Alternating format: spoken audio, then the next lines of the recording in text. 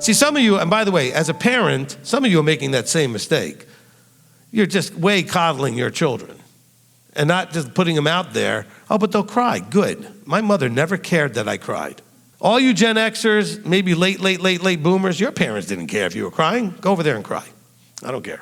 Because you needed to learn to stand for yourself, to pull away from mama's leg, apron strings, whatever way you want to look at it. And Abba's the same way. You will not grow until you have the responsibility over yourself. And then you are responsible to make the choices. Remember, I did that teaching, right? Making decisions is the reason you exist. I said it's called making decisions, the reason you exist. That's why you're here. But if you are constantly thinking that they're made for you, done for you, everything's outside of you, how are you going to grow? One of the greatest things I think my mother did when I was first born is that she was one of the first of her friends in a college age, to have a kid. And so everybody got to hold the baby. I didn't actually get overly umbilical cord attached to my mother. I mean, I was attached. It was my mother. I knew the difference. But I was completely comfortable to not be always with her. Because everybody was like, pass the baby. We want to hold the baby. We want to hold the baby. And so I think it's actually very healthy for the children to get away from their parents. Sometimes the parents don't realize it's not the child, it's you that's the problem. We had this thing, I'm not throwing my wife under the bus here, this is because it's a mom, but when my son first was going to go to public preschool, like a Jewish preschool we sent him to in Florida, she was all afraid that he wasn't going to be okay. I said, no, when he goes into the classroom, you're the one who's not going to be okay. I said, so I'm going to drop him at school because you're going to have the problem, my baby. Okay, understand that God is the best parent. The Father is the best parent, which means he allows you, everything is open to you to do. He allows you. You got to do that with your own children too. Some of you still got your 35-year-olds living in your basement. Are you kidding me? But they can't live on, then they, throw them out. They'll figure it out. And you think I'm being so cruel. No, I told both my children, I said, 18 and you're out.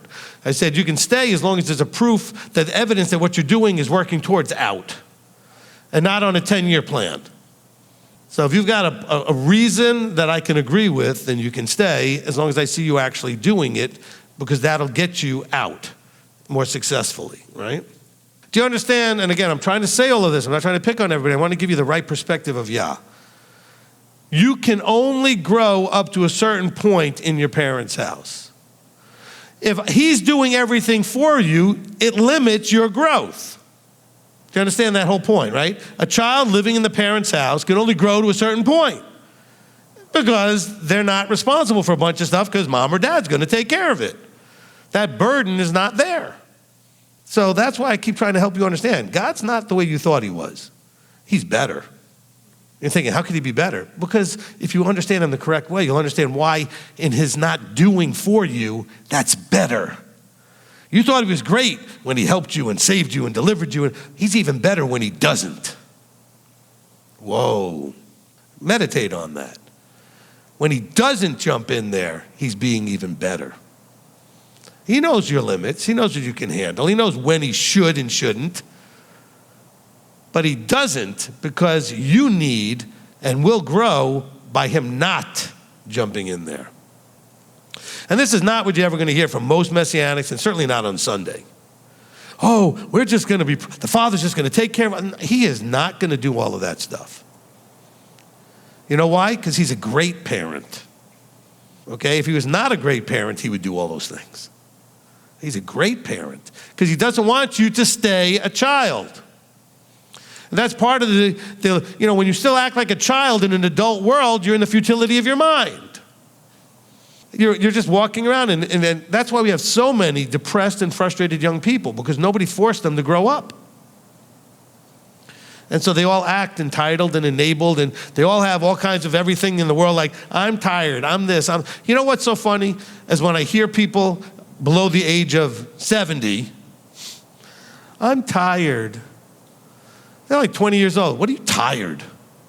I don't think I slept between 20 and 30. What do you mean I'm tired? Well, I didn't go to school because, I went to bed at like 3 in the morning, went to school at 5. Because I had to get up, get on a bus, get on a subway, in the snow, both directions, the whole 9 yards. Okay? Barefoot. No, but seriously, I had to, because I was in the band, I had to be there at 8. I had to go from Queens to Manhattan, and I had to get on a bus and then 2 trains. Okay? I had to go on a subway and then change into another one.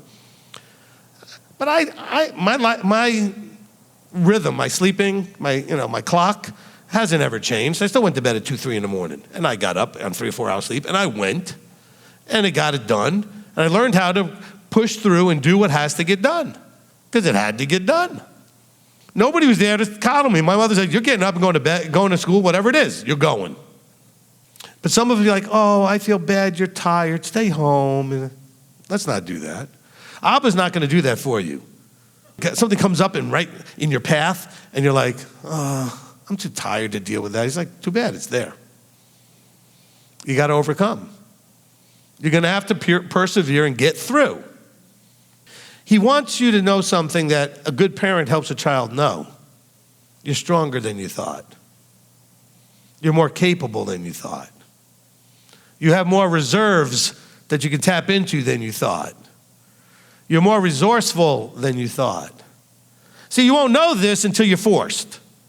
Until you're forced to push through and see what limits you really have, you won't know. You won't know. That's like I told you, it worked out that my son needed me when he was really little. He was trying to put something together, and I said, I'll be with you in a minute. Next thing you know, I got 3 phone calls, and it was more than a minute. By the time I got to him, he'd already finished it. He had the ability. He didn't need me. By the way, had I gone to him earlier, I would have done the same thing that happened when I didn't go to him. I looked at him and said, what's your problem? Why are you struggling? Well, what does it say in the instructions? I would have talked him through doing it himself anyway. But as it is, he figured it out. I don't think you give yourself enough credit because you've been taught to use God as a crutch. Stop using him as a crutch. That's not what he's here for. He's not a crutch. This is all the stuff that's happening up in here.